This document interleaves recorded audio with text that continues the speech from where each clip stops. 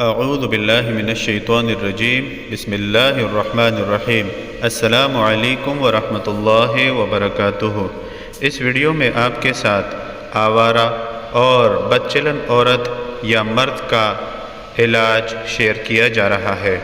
اگر کوئی عورت یا مرد آوارہ یا بدچلن شادی شدہ ہے، صاحب اولاد ہے اور پھر بھی اپنی بدچلنی سے باز نہیں آتا، تو چاہیے کہ اگر عورت بدچلن ہے تو میاں پڑھے، اور اگر میاں بدچلن ہے تو عورت پڑھے،